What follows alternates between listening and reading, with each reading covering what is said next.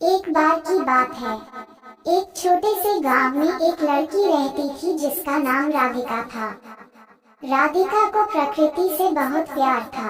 वह हर दिन सुबह सुबह उठकर गांव के पास के जंगल में जाती और वहां की सुंदरता का आनंद लेती। जंगल में कई तरह के पेड़ पौधे और फूल थे, जिनकी खुशबू से पूरा वातावरण महक उठता था। पक्षियों की चहचहाहट और हवा में पेड़ों की सरसराहट से राधा का मन हर दिन तरोताजा हो जाता था। उसे वहाँ के छोटे छोटे जीव जंतुओं को देखना बहुत पसंद था। एक दिन जब राधिका जंगल में टहल रही थी, उसने देखा कि एक छोटा सा हिरन झाड़ी में फंसा हुआ है। हिरन बहुत डरा हुआ था और बाहर निकलने की कोशिश कर रहा था। राधिका ने धीरे धीरे उसके पास जाकर उसे सहलाया और प्यार से उसकी मदद की। उसने झाड़ी की टहनियों को धीरे धीरे हटाया और हिरन को बाहर निकालने में मदद की। हिरन ने कृतज्ञता से उसकी ओर देखा और फिर जंगल में अपनी माँ के पास दौड़ गया। राधिका की इस नेक काम से उसका दिल बहुत खुश हुआ। वह समझ गई कि प्रकृति की रक्षा करना और जीव जंतुओं की मदद करना हमारा कर्तव्य है।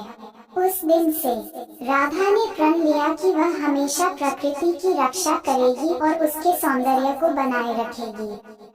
हिरन की मदद और पर्यावरण संरक्षण, राधिका का ये प्रण धीरे धीरे पूरे गांव में फैल गया। गांव के लोग भी उसकी तरह प्रकृति की रक्षा करने लगे। उन्होंने पेड़ लगाना शुरू किया और जंगल की साफ सफाई का ध्यान रखना शुरू किया। कुछ सालों बाद राधिका के गांव का जंगल और भी सुंदर और हरा भरा हो गया। पक्षियों की संख्या बढ़ गई और गांव में हरियाली और खुशहाली का माहौल छा गया। राधिका ने अपने गांव को एक नई पहचान दी और उसकी मेहनत से गांव का नाम दूर दूर तक फैल गया। राधिका की कहानी हमें ये सिखाती है कि अगर हम दिल से प्रयास करें तो हम प्रकृति को संरक्षित कर सकते हैं और अपने आसपास की दुनिया को और भी सुंदर बना सकते हैं। इस तरह सुंदर प्रकृति की कहानी राधिका की मेहनत और समर्पण की गाथा बनकर गांव वालों के दिलों में बस गई। ये कहानी हमें हमेशा याद दिलाती है कि प्रकृति का सम्मान और उसकी रक्षा करना कितना महत्वपूर्ण है।